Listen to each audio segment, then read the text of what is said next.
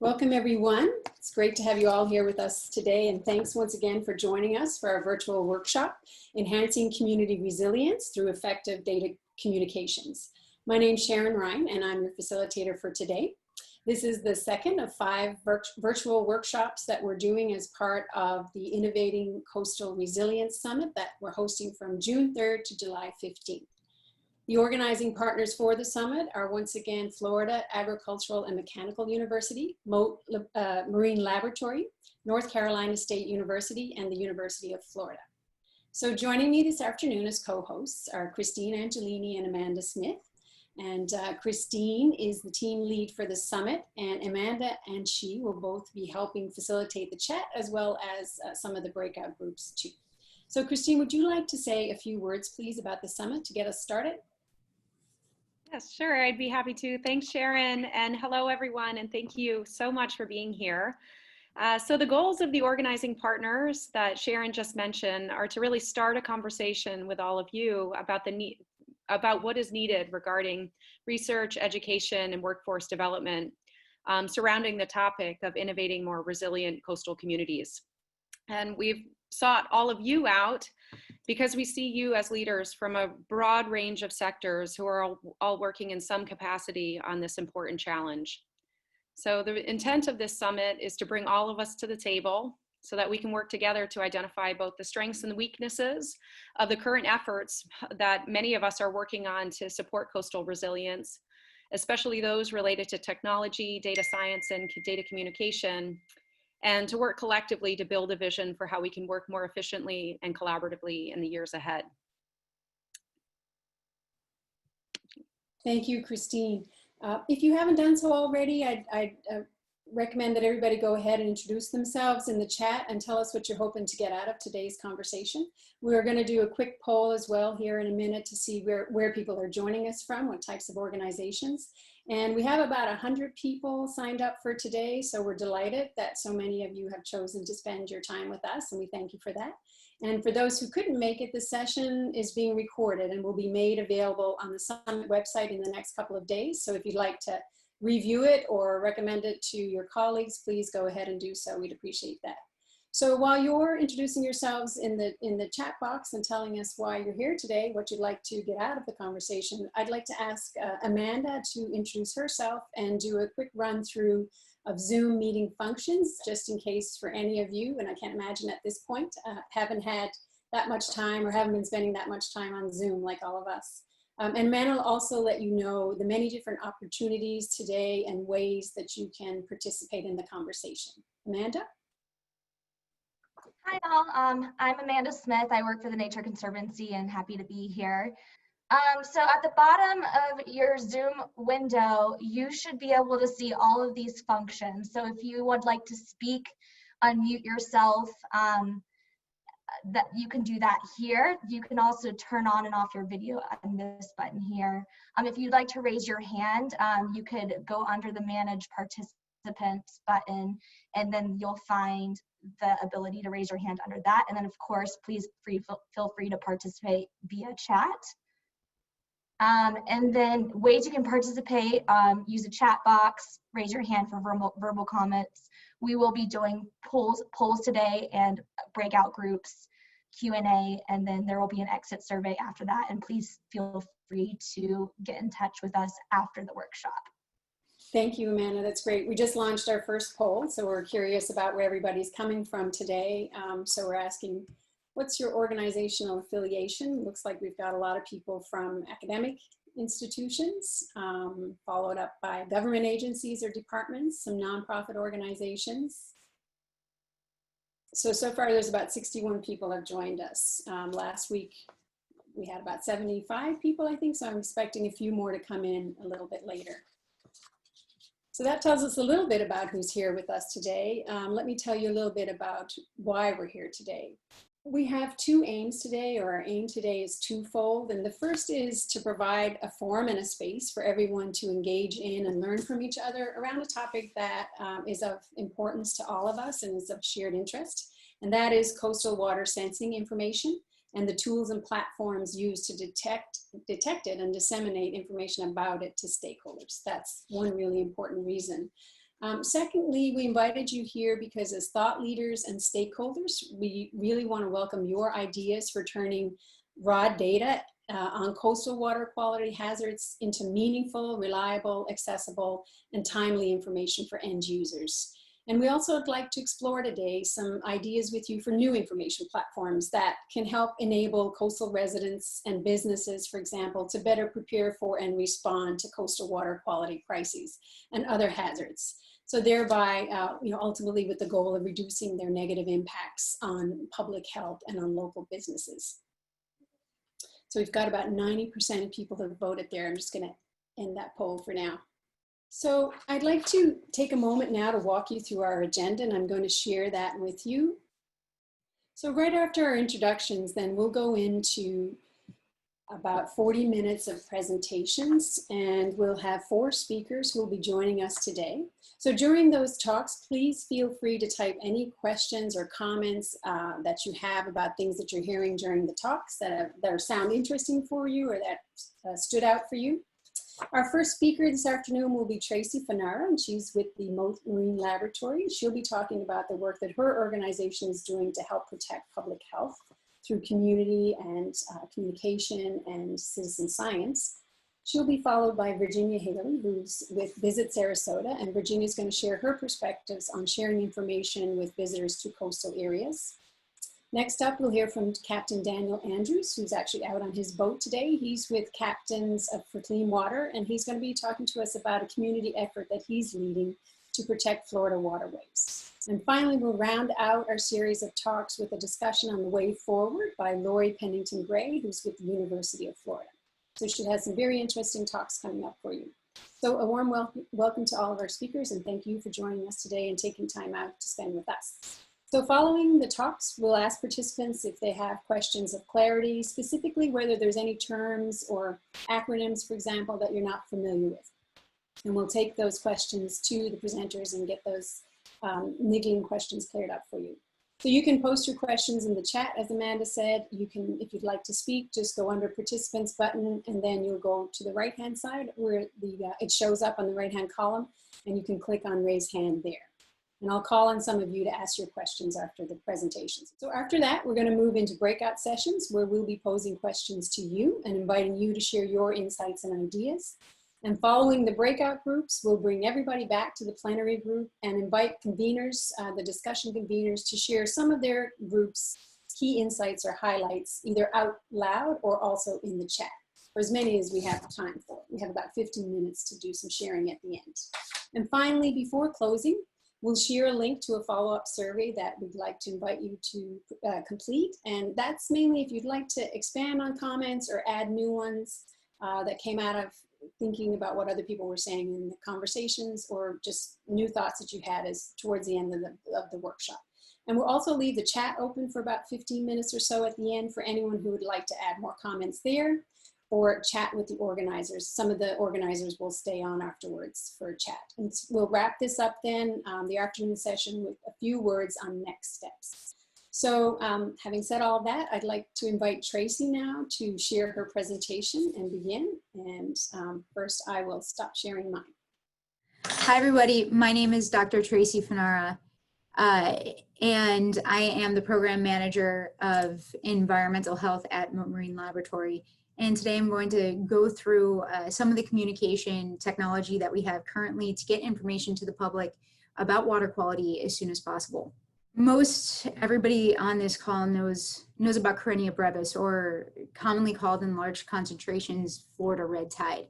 This is a microscopic phytoplankton species, and blooms are thought to begin at the bottom of the ocean with upwelling, brings these cells to the top with currents, brings them onshore. Now we get 70% of our oxygen over millennia from phytoplankton.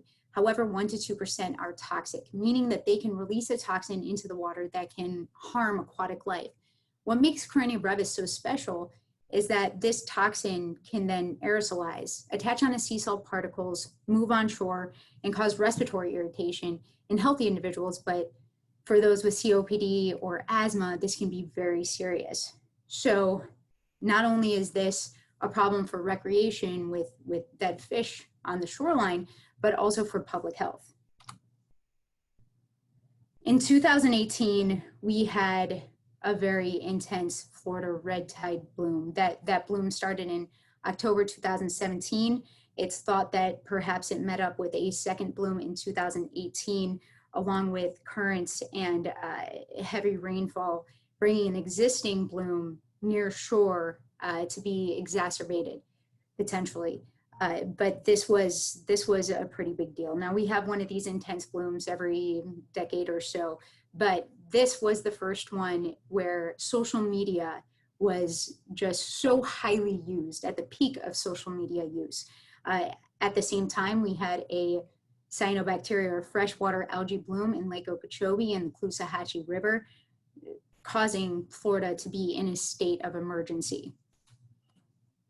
Communication was never more important. Getting information to the public so that they know what to do, where to go, what beaches to visit for a healthy experience, but also how to protect themselves from the aerosols from Florida red tide. The difficulty with this is, you know, when's the last time anyone has taken a class in dinoflagellates? So it was kind of like going in and communicating people was very similar to teaching a child calculus that hasn't learned to add yet. And that was a big obstacle for us to overcome. Educating the public effectively is also a challenge when 90% of people receive their news from social media, and that fact allowed the spread of misinformation. So communicating the threats to public health and recreation was extremely important to get the correct information and kind of have a louder voice than that misinformation. So there were quite a few different institutions working on getting information to the public as fast as possible so that they know what was going on and they had the correct information.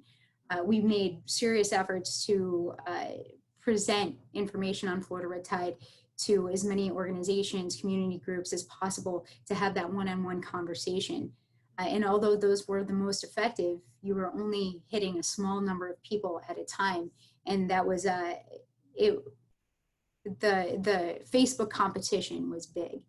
So here are some examples of available technology. I'm going to go through them. These, I'm sure that there's more out there, but these are the sites that were used most often and that we had communicated to the public to check out. So Florida red tide status, this is extremely widely used. People found it very important. It gives cell counts from data collected by scientists over an 8-day period. The indication of high or a high concentration over 1 million cells per liter is shown by a red dot, medium by an orange dot, low by a yellow dot, very low. White and not present, gray. Next, and I'm going through these really quickly, just because of time's sakes, there are a lot of them. Next, the USF and Florida Fish and Wildlife collaboration for protection of red tide and USF NASA imagery. So this information I found was the most difficult for the public to use. However, this was really helpful for us to communicate the currents, where the bloom is going, where the patches are now and where they might shift to, and some offshore indication of bloom that a sample may not have gotten. So we can see these patches, not too far offshore, but close enough to where it gave us more information to be able to communicate to the public. Next, the NOAA red tide forecast. This was a helpful tool for respiratory irritation. So not only did it show those cell counts as FWC's website did, but also a 3 to 5 day red tide respiratory irritation forecast. And you can see the red is indicated as a high chance of respiratory irritation, and then it goes down by color. Next, the Florida Department of Healthy Beaches. Not only do we have Florida red tide and cyanobacteria blooms, but we also have beach closures with respect to high levels of bacteria. The Healthy Beaches program provides information on cell counts for bacteria on a weekly basis. The Sarasota Department of Health Healthy Beaches program also collects samples from 16 locations for Florida red tide.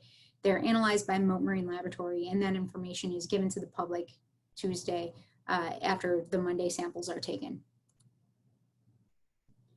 I wanted to add in the NOAA cyanobacteria satellite imagery, which a lot of people use during that cyanobacteria bloom to know how much of the lake was covered and how much longer as a prediction we may have to go through this cyanobacteria period.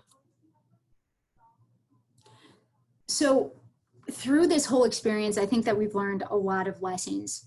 But just to summarize, these are some of them. Always communicate with empathy. People were losing so much money. They were losing their ability to go to the beach, to go paddleboard. And on top of that, there was a public health threat. Use visuals. So all of those products that I just showed you were very much used by the public because they were so visual, and people can understand that visual representation. And next, make your message simple to understand, connect impacts with family health and finances, which these events did on its own, and then give people an achievable thing, something to get involved, and then get them involved. So teaching people, including them, and empowering them. The best way to do that is to get them involved with citizen science. So there are a number of citizen science programs throughout the Gulf Coast, in addition to the programs that Mote Marine Laboratory, Florida Fish and Wildlife, and Gulf of Mexico Coastal Ocean Observing System have programs. These are some of them. We have a Red Tide initiative that has a lump sum of money for new technology and citizen science. And some of these projects that are listed above in the title are funded by the Red Tide initiative. We're trying to develop technology to collect as much information as possible, as timely as possible. See, those technologies that I had shown you up to this point were all from samples. You know, they take a sample and then they're analyzed. So by the time that information is given to the public, it might be a day or two, and blooms shift. A typical bloom is very patchy, and with currents and winds, that bloom can move, making that data maybe not as reliable as something that a citizen science can offer. So all of these programs, either RNA detection, DNA detection, microscopy, or using a microscope for cell counts as HapScope does, and getting people involved with trying to see what natural filter feeders can do to lessen any kind of respiratory irritation in canalways where people don't have the choice. All of these programs get people involved, and because they are involved, they have a new understanding and sense of empowerment when it comes to solving these water quality issues. Which brings us to the beach conditions reporting system. This was first developed in 2006 by my predecessor, and then I redeveloped it in 2015, and currently it's undergoing another redevelopment. I have a stakeholder survey that I would like you all to fill out if you are willing to do so, about what kind of improvements we can make to the beach conditions reporting system. We have 40 beaches reporting from the Gulf and East Coast of Florida on beach conditions daily, conditions that anyone would want to know when they're going to the beach, in addition to respiratory irritation and dead fish, water discoloration, those indications of Florida red tide. We also have a tool called CSIC. CSIC is a citizen science reporting app that allows anyone to report environmental conditions anywhere. So the BCRS is reported by trained beach sentinels at these specific locations, and CSIC is able to be reported by the public. So CSIC, we want it to kind of be like Waze. And in order to get people to report on Waze, you want information. Most of the time we go to see where the cops are, not to actually make a report. So combining BCRS and CSIC is part of this new Red Tide initiative. So our goals are to consolidate desired data for the public and stakeholders, effectively use accessible data from citizen scientists so that we can get time-sensitive information to the public as quick as possible so that they can make healthy decisions when going to a beach. We want to build a platform to use collected data to answer questions and better forecast and predict blooms. We need to figure out how to include interfaces, how to get all of these programs to a platform that is easily understood by the public. And we need to figure out what groups to partner with for the most effective messaging to combat misinformation. And that is all I have for now. If you have any questions, please feel free to write me and ask me. Thank you so much, Tracy. Really appreciate that. Next, we'd like to invite Virginia Haley, and Virginia is with Visit Sarasota, and she'll be speaking about sharing truth with visitors. I'm with Visit Sarasota County. We're the tourism marketing organization for our area, very similar to many places around the country and indeed around the world. And one of the things that's we're thought of as just marketing entities, but we are really the source of information about our communities. And it is really vital that we provide visitors with accurate information. And sometimes that's hard because it's not good news, but we have to have full transparency in giving that information to our visitors. There's a famous case with an unnamed destination on the east coast of Florida the year we had the 4 hurricanes. They were in terrible shape. They've been hit by all of them. They were in physically terrible shape. And they did a national campaign saying everything was fine. People got to that destination. 75% of the hotels weren't open. And to this day, they suffer from the reputation damage that happened. So when you have anything going on, you just have to communicate. It's also important to remember we are not subject matter experts. The proudest moment in my career was I was communication director at Moat, giving a tour to a group of the lab, and someone asked me whether I was a marine biologist. I thought, yay, I faked them out. We are not subject matter experts. You do not want us talking about red tide. We are not the experts on COVID. We're not the experts on Vibro or any of the other water quality or health challenges that we faced. So we need experts. We need the subject matter experts and be able to repost their information, link to that information, and have frequent conversations with them. With the Florida red tide outbreak that Tracy mentioned, we established regional calls and then statewide calls with the tourism folks and experts from Moat, from Florida Fish and Wildlife, NOAA, the health department. They were very, very important to us. And in fact, the map you saw from Florida Fish and Wildlife Service changed during the red tide crisis because it was not very readable for a layman. And so the lesson learned for that is before you introduce new platforms, gather people before you have the water quality crisis. We should be working together on these communication tools on an ongoing basis, not just when there's a crisis. And we really have to know our resources. I mean, we began working with our local health department, I guess about 15 years ago. And with our weekly beach testing, originally, when that really ramped up, they wanted to, first of all, it's beach testing, and if it's a negative test, it's not a beach closure. We worked on that language. The water was off limits for swimming.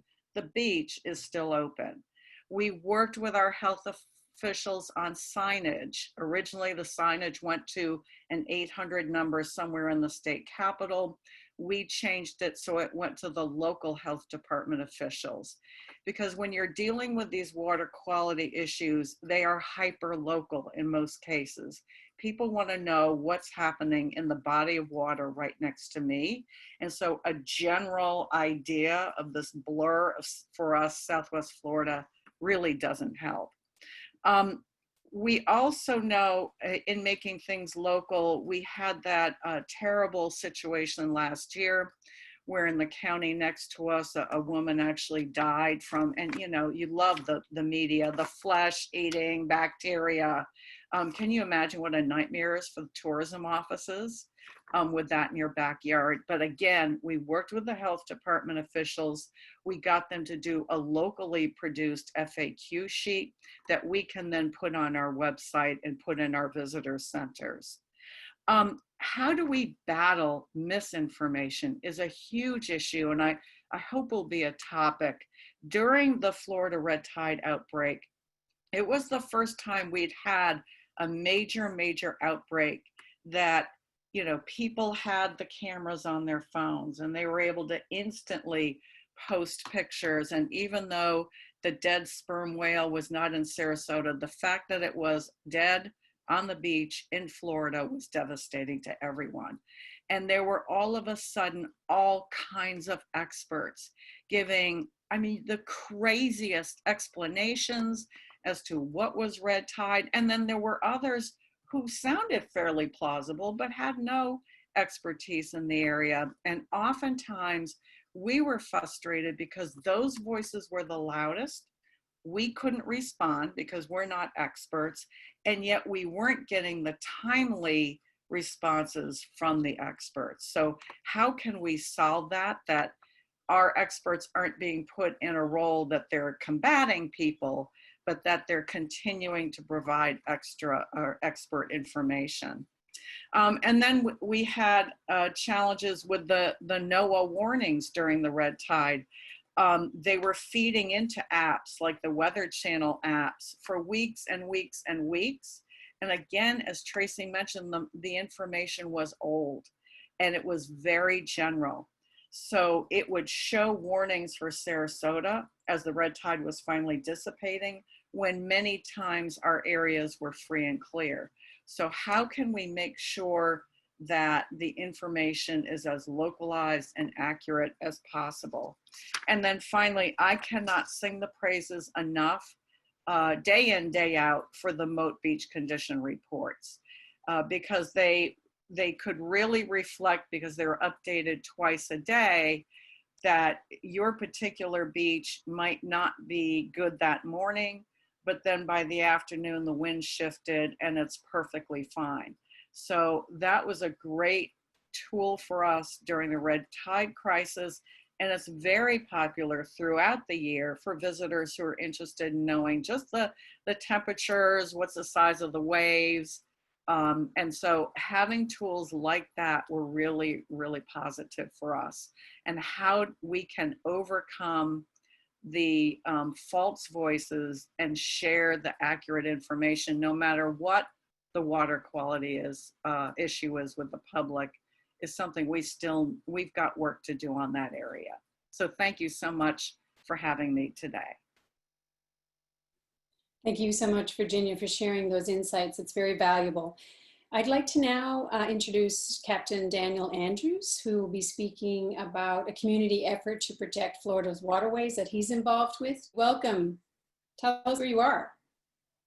So I am actually on the water right now, kind of right where the mouth of the Caloosahatchee River meets Pine Island Sound and Sanibel Island. I'm on the border of the J.N. Ding Darling National Wildlife Refuge. Great. And I was intending to be back to my house, but we were doing a trash cleanup this morning, and we got tied up a little longer than we thought picking up a washing machine that somebody dumped on one of the grass flats here. So as long as Dr. Tracy isn't mad at me for not being back to my office or my house to do this, then I'm all right. All in a day's work. Yeah. So, great. Well, we look forward to hearing about this community initiative that you're leading. Sure. So again, my name's Daniel Andrews. I'm a Coast Guard captain, or I have my captain's license from the Coast Guard. I'm not in the Coast Guard. I used to run inshore fishing charters in Southwest Florida, the Sanibel Captiva Pine Island area. Grew up here fishing, spending a lot of time outdoors. And as a fishing guide, I spend about 300 days a year on the water here, which is a lot. And being out every day, you start to see things a lot differently than, every day we have a tide that's 45 minutes to an hour later than the day before. And the whole estuary, every living creature out here is 100% dependent on those tides and on that water quality. So, being out here pretty much every day throughout my lifetime and my career as a fishing guide, I've seen some huge changes in the health of the estuaries. Areas that used to be really lush seagrass beds have died. The red tide blooms that have affected a lot of people have killed so many of the adult populations of our snook, our redfish, and our sea trout that it makes it a lot more challenging. You have to find new areas to fish. A lot of people that, going to the beach, seeing red tide, they can, as soon as those blooms clear up, they can go back and enjoy a day at the beach.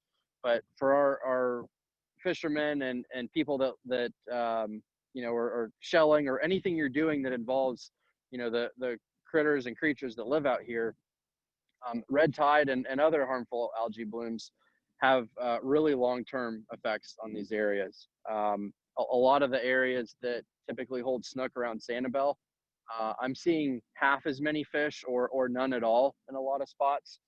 And other areas where the red tide didn't hit them quite as bad, there's more fish. But being out here every day, seeing the effects of water quality, algae blooms from red tide to cyanobacteria, just the salinity imbalances that have been caused from discharges from Lake Okeechobee and watershed runoff to the Caloosahatchee, they've had really significant changes. And that's why we started the group Captains for Clean Water. Myself and a group of other fishing guides and outdoorsmen from Southwest Florida decided that we wanted to get people involved. When we first started the organization, there was a lot of misinformation, and that was really why we started it. We would ask, a lot of people from our charter clients to, servers in restaurants to, people you'd bump into at the gas station. You'd ask, hey, what's going on with the water? And if you asked 100 different people, you got 100 different answers. So that's why we Captains for Clean Water. And we've been able to work with scientists. We work a lot with Florida Gulf Coast University because they're pretty much right here in our backyard. Scientists and other nonprofits. And our goal is we have multiple. One, it's first and foremost is awareness and education on these issues. Again, there's a lot of misinformation as far as, what a lot of the solutions are to what's causing the problems. So we work to educate people on that.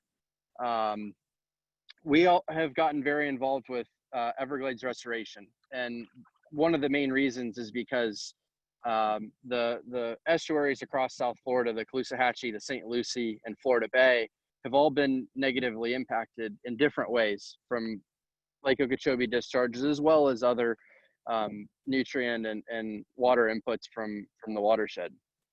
So we again, first and foremost is the education and awareness. And we also advocate for solutions. As long as it's science-based and, we have scientific consensus behind it, we work in Tallahassee and in Washington and provide opportunities for people that otherwise wouldn't have known, how they can get involved to make a difference. And it's been an exciting couple of years for us. We started in 2016 and never thought, we certainly didn't intend on doing this. I liked being a fishing guide, but when you see the estuary that you grew up around really wither away right in front of your eyes in very short periods of time, and talking to a lot of the old timers in this area that can tell you, about how many more oyster bars and how many more grass flats we had, 40 or 50 years ago. It's really important that we, protect these estuaries. And I'm hoping that as we move forward, the fishing guides can help scientists. I've got, just in this area today, 30 or 40 of my friends that are fishing guides, that are out on the water, and they're out pretty much every day, 200 to 300 days a year. So, just from the observation perspective, we see a lot of things. We often, send pictures or take water samples and send it to scientists. But I think that we can do a better job, working with fishing guides.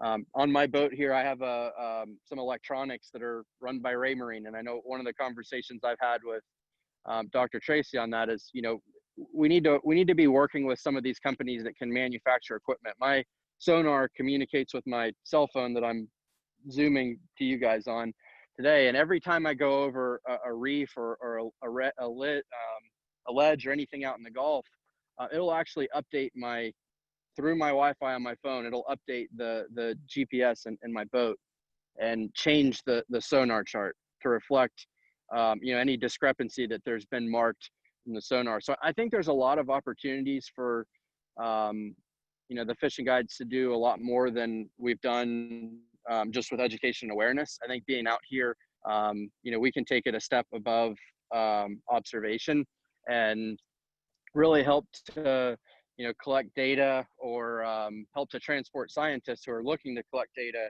out here, because it's, everybody that makes their living off this resource cares a lot about it, and we want to be there to protect it. So if there's anything we can ever do,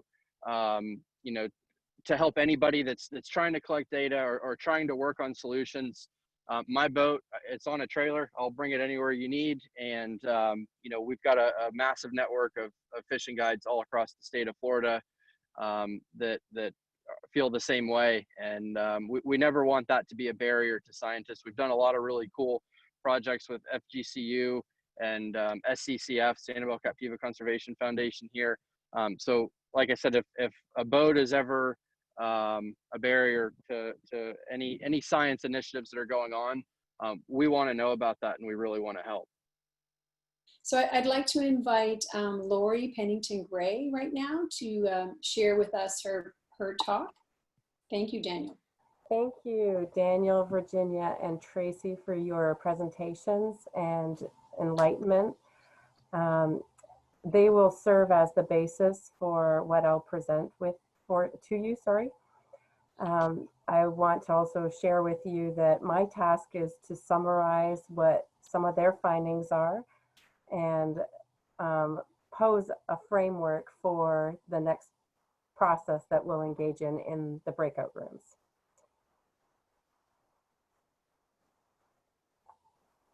So many of you are aware that this is the second webinar that has happened in a series of 5 different webinars that all have to do with highlighting various topics related to the ECCS. Our particular webinar is to examine and understand challenges and opportunities for communication of the data. And in particular, we've heard from both the tourism industry as well as coastal fishermen on the importance of credible, up-to-date, and understandable data, and how that data is collected, analyzed, and ultimately repackaged for the user by a wide variety of audiences is critical to the effectiveness of the system. The goal to capture data through sensors and online databases on a daily basis to help drive real-time analysis of the current situation and ultimately impact recreation and business behaviors is fundamental to resilience. How the stakeholders receive the data and the use of the data is critical to influencing user behavior.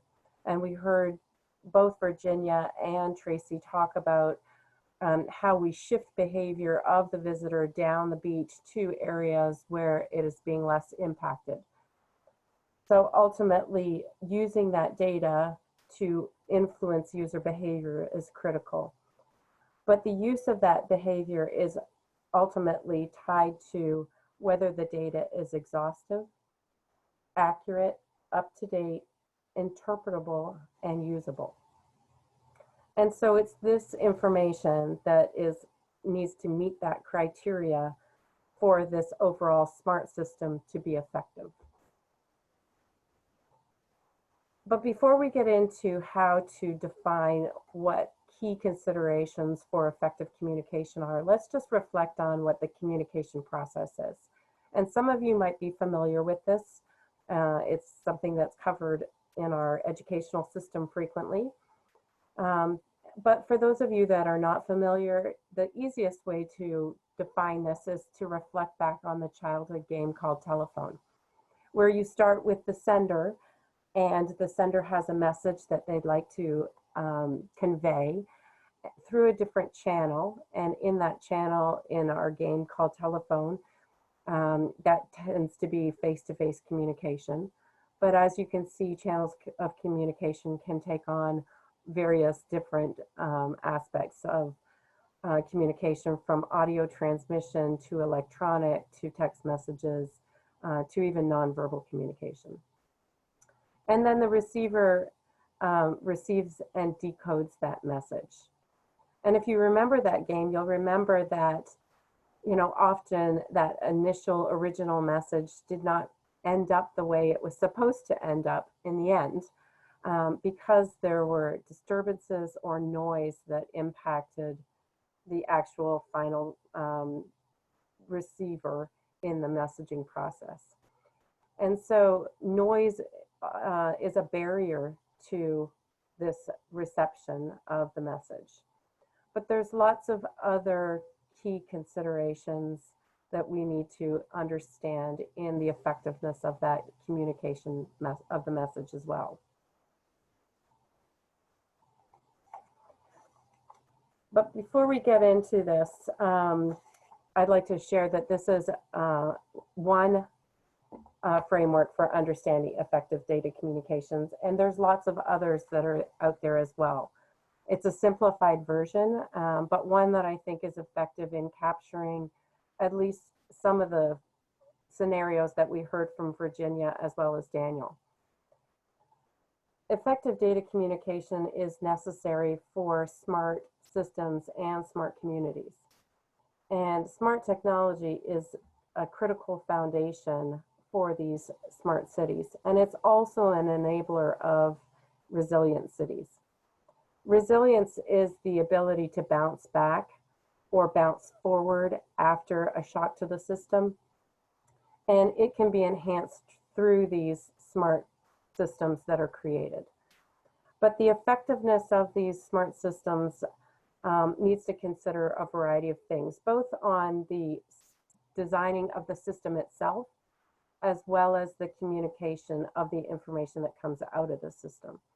And that's what I'd like to talk about here with regards to the communication of the information and the users. So there are 4 areas here that I'd like to spend some time on. One is credibility, the other is trust, influence, and interdependence. And credibility is the notion that you believe in the system and it does what you say it's going to do. And it tries to address things like how credible the data is, whether all of the data streams that are out there have been included in the analysis. Is it up to date? And we heard that from Virginia, that the information needs to be up to date if it's going to be effective or credible. Is it reliable? And so when I get to the beach, if I have something different than what the information is being communicated, then I'm going to be unsatisfied with the information that I'm receiving. And does it reflect my specific context? We also heard Virginia talk about that as far as whether it was local enough to be credible. And that's also tied to trust, not only in the provider of the message, but also in the source of data. And trust is the reliability, ability, truth, and strength of the message. And effective communication must consider the source. It needs to understand who's providing the message, whether that data is trusted or not, and how you know that it should be trusted.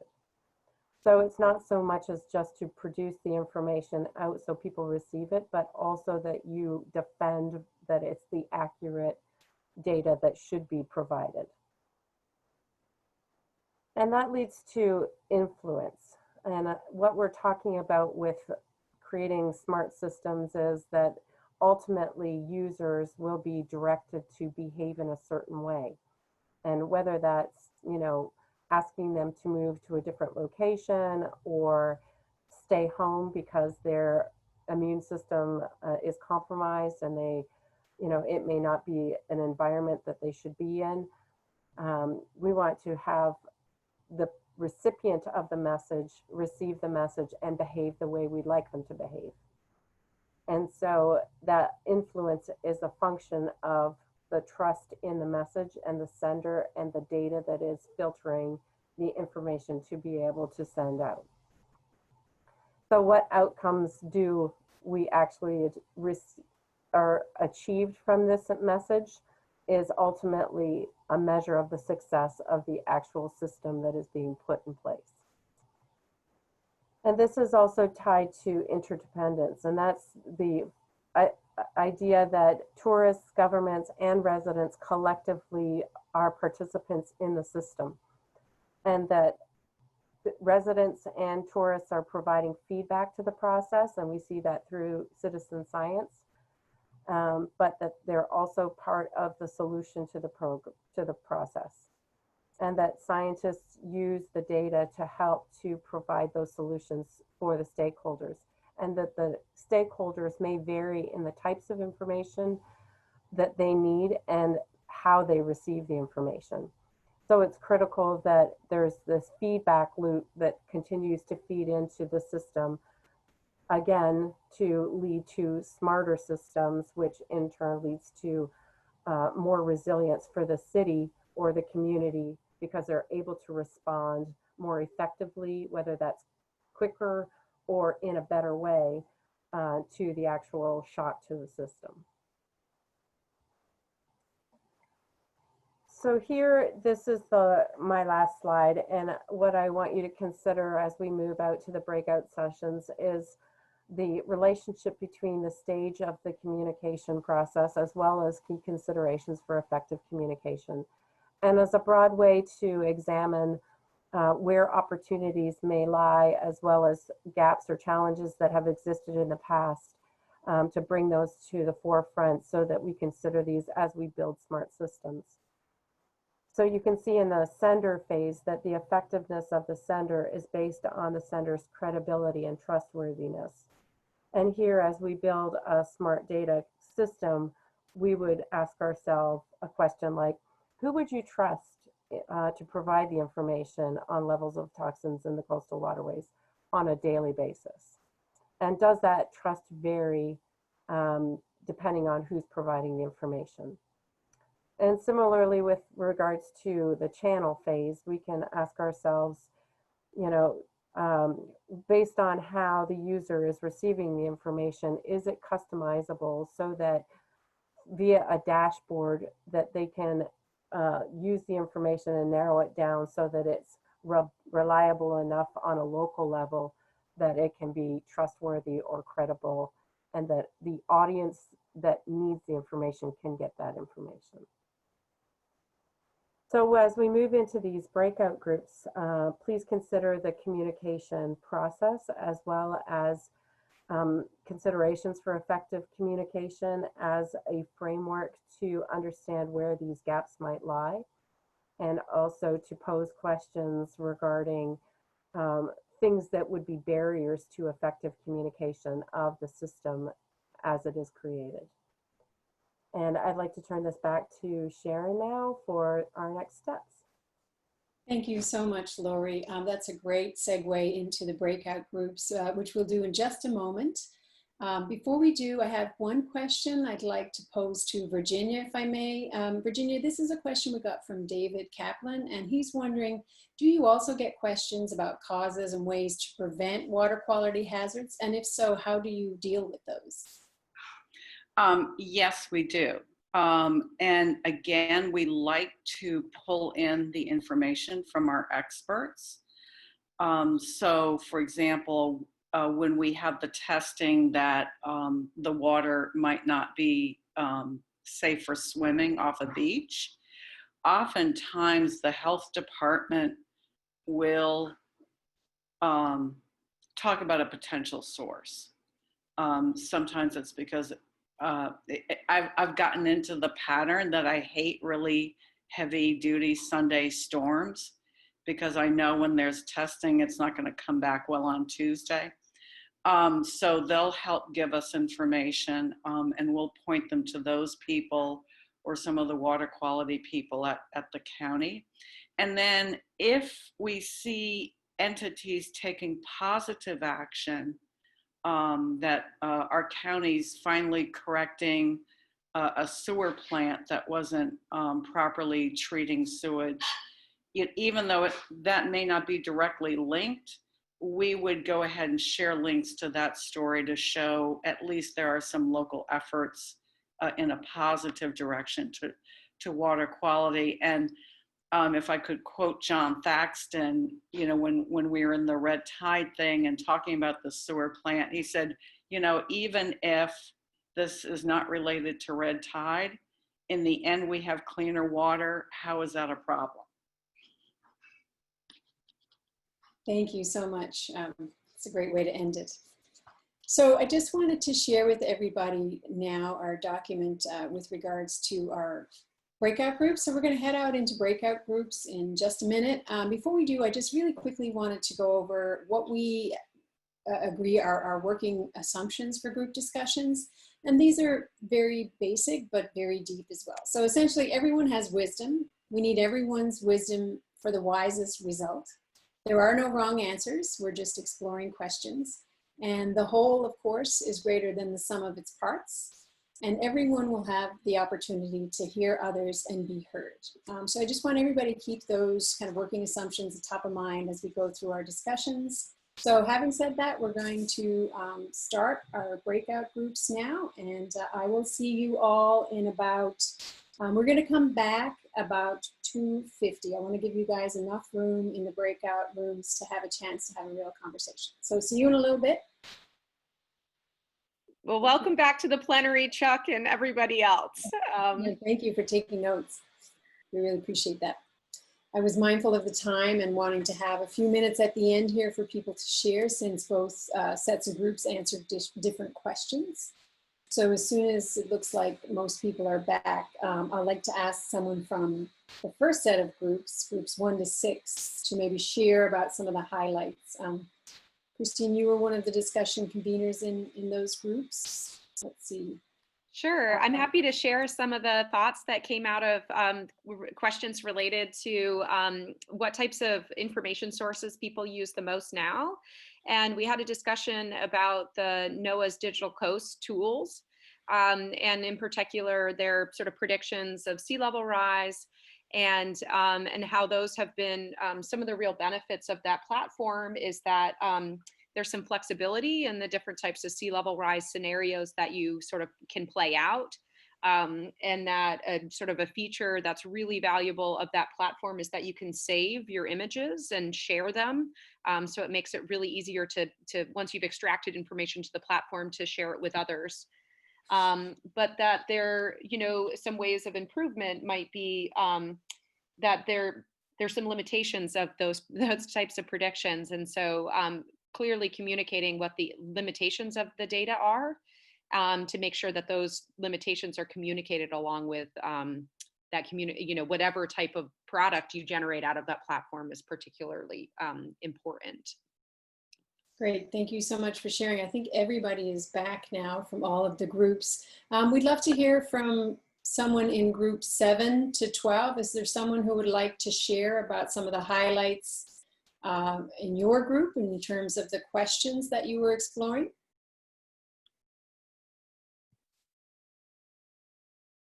Would anyone like to share? You can just unmute yourself. It looks like Toshi has his hand up. Sure. Okay, great.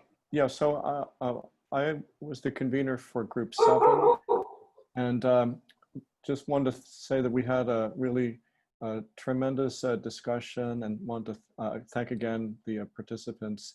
So on the Q3, which is what new information channels or platforms would help better prepare and respond to coastal hazards, there's some interesting points made about the fact that the information needed would be quite different for different potential users, ranging from the Blue Apron model, where they're experienced users and they're more interested in the data, and they have the algorithms to process that data, to the other side of the spectrum, which would be people who would like to have the answer now and don't have the time to go into the details. And so that was a comment that there's quite a variety in terms of the different types of information that would be needed.